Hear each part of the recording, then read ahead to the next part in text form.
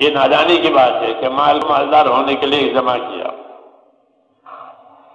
کہ اس کا کوئی انجام صحیح نہیں ہوگا۔ کیوں؟ کہ دنیا تو گزرگاہ بنائی گئی ہے۔ اللہ نے دنیا کو گزرگاہ بنایا، جیسے پل گزرگاہ ہوتا ہے۔ پل ٹھہرنے کے لیے نہیں ہوتا، رکنے کے لیے نہیں ہوتا، گزرنے کے لیے ہوتا، ایک کنارے سے دوسرے کنارے پر۔ ایسے ہی دنیا کو اللہ تعالیٰ نے یہ گزرنے کے لیے بنایا ہے، یہاں گزارا ہوگا، ٹھہرنے کی اجازت نہیں ہے۔ اس لیے یہاں کوئی اپنی قیام گاہ نہ بناوے، بلکہ اپنی دنیا سے آخرت بنانے میں لگا رہے، جی ہاں، تاکہ آخرت کی حسرت اور پچھتاوے سے نجات ہو جائے۔ فرمایا الدنیا دار من لا دار لہ، یہ دنیا اس آدمی کا گھر ہوگا جس کے لیے کوئی گھر نہیں ہے۔ یہ دنیا کو وہ آدمی اپنا گھر قرار دے گا جس کا کوئی ہوگا، کیونکہ دنیا چھوٹ جائے گی، آخرت بنی نہیں ہے، اب یہ بے گھر ہوگا، کیونکہ اس نے دنیا کو گھر بنایا تھا، تو اس گھر میں تو وہ رہ نہیں سکتا، یہ مسافر ہے۔ ہر آدمی آخرت کا مسافر ہے، چل رہا ہے پیدا ہونے سے لے کر موت تک، اپنے سفر میں ہے وہ۔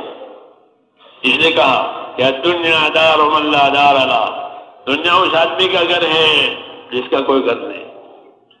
ومال من لا مال لہ، کہ دنیا اس آدمی کا مال ہے جس کا کوئی مال نہیں ہے۔ ہاں، کیوں؟ کہ مال اس کے ساتھ نہیں جائے گا، مال اس کے ساتھ نہیں جائے گا، بلکہ مال کے استعمال کرنے کے طریقوں کے ساتھ جائیں گے، کہ سخاوت میں استعمال کیا تھا یا اسراف میں استعمال کیا تھا، اطاعت میں استعمال کیا تھا یا عیش میں استعمال کیا تھا، گناہوں میں استعمال کیا تھا یا خدمت خلق میں استعمال کیا تھا، یہ مال کے مصرف ہے۔ تو مال اس کے ساتھ نہیں جائے گا، بلکہ یہ چیز جائے گی کہ مال کو کہاں لگایا۔ اس لیے کہا کہ دنیا اس آدمی کا مال ہے جس کا کوئی مال نہیں ہے۔ حدیث شریف میں کہ اللہ تعالیٰ بندے کو حاضر کر کے پوچھیں گے کہ ہاں کیا ہوا، کیا کارگزاری ہے، حدیثوں میں کہ کیا کارگزاری ہے، تو وہ کہے گا کہ یا اللہ میں نے مال جمع کیا، میرے پاس مال آیا، پھر کیا کیا؟ فرمایا میں نے اس کو جمع کیا اور بڑھایا، استثمرتہ، قرآن حدیث میں استثمرتہ، میں نے اس کا استثمار کیا ہے، یعنی بہت بڑھایا۔ پھر کیا ہوا؟ کہ پھر میں چھوڑ کے آ گیا ہوں، یہ کہے گا اللہ۔ اس لیے ایک تھوڑی مہلت چاہتا ہوں، ایک تھوڑی مہلت مجھے دیں، آپ واپس جا کر لے کر آ جاؤں۔ میں نے بڑھایا ہے اس کو، لیکن چھوڑ کے آ گیا، اس لیے کہا کہ تو چھوڑ کے آ گیا ہے، اب اس کا مال ہی نہیں ہے، یہ دنیا اس آدمی کا مال ہے جس کا کوئی مال نہیں ہے، اس لیے واپس لینے کے لیے جانا چاہتا ہے، اور اللہ تعالیٰ کہتے ہیں واپسی کی کوئی صورت نہیں ہے، وہ ختم ہو گئی۔ یہ باتیں میرے دوستوں رسمی نہیں ہے، بلکہ یہ حقیقتیں ہیں، رسمی باتیں نہیں ہے، مجلسی باتیں نہیں ہے، گپ شپ نہیں ہے، اس کو حقائق کہتے ہیں۔ حقائق کا کیا مطلب ہے؟ کہ اس کے خلاف نہیں ہوگا، جو کہا گیا ہے وہی ہوگا، اس کو حقائق کہتے ہیں۔ اس لیے اس کی طرف رہبری کی گئی ہے، اس کی طرف دعوت دی گئی ہے کہ یہ صورت زندگی میں یہ اختیار کرو۔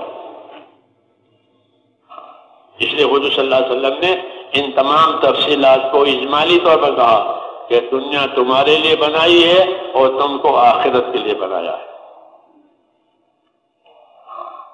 تم کو آخرت کے لیے بنایا ہے، لہذا تم آخرت بناؤ۔ اور آخرت بنانے کے لیے جیسا میں نے عرض کیا، اللہ نے دین دیا، ایمان دیا، ایمان آخرت کے لیے ہے۔ ایمان کا سب سے بڑا اور پائیدار نفع جو ہوگا وہ آخرت میں ہوگا۔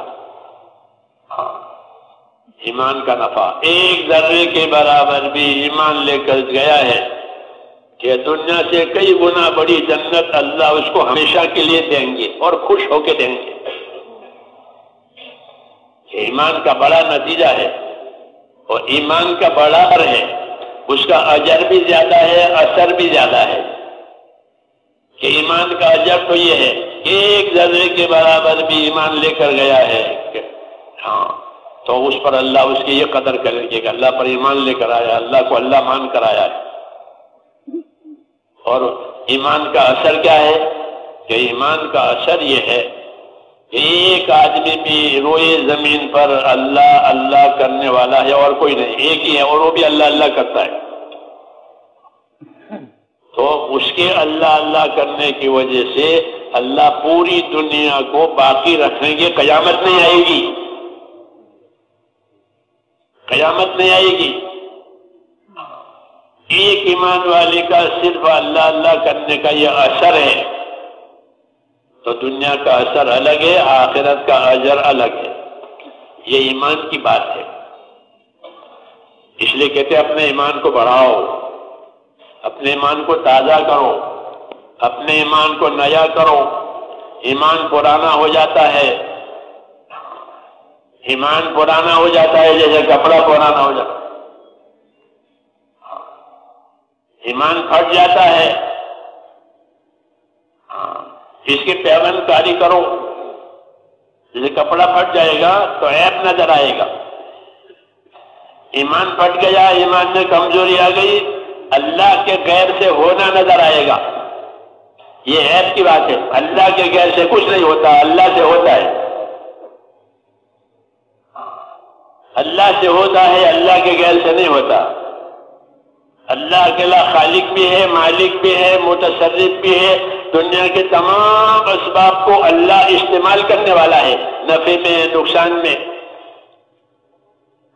جب ایمان میں کمزوری آئی تو اللہ کے غیر سے ہونا نظر آئے گا، ہاں مال سے ہو جاتا ہے، مرتبے سے ہو جاتا ہے، زمین جائیداد سے ہو جاتا ہے، اکثریت سے ہو جاتا ہے، ہتھیاروں سے ہوتا ہے، یہ سب۔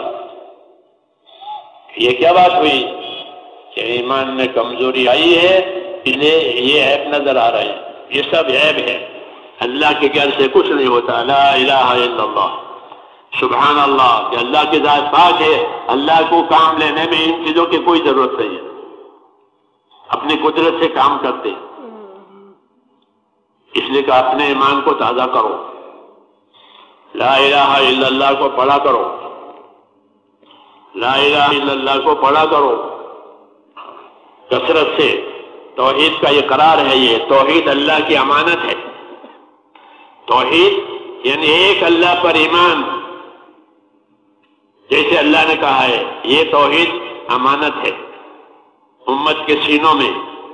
اس امانت کی وجہ سے امت کا یہ شرف ہے اور امت کی یہ بزرگی ہے کہ اس امت کو کوئی طاقت فنا نہیں کرے گی، یہ امت رہے گی، یہ امت رہے گی۔ قومیں ختم ہو گئی ہاں، اور یہ نہیں ختم ہوگی، اس کے سینے میں ایک امانت ہے توحید کی، ایمان کی، اس لیے اللہ سے اس کا تعلق ہے اور یہ تعلق رہے گا، اس لیے اللہ کی نظر اس امت پر رہے گی کیونکہ ان کو ایمان دیا ہے۔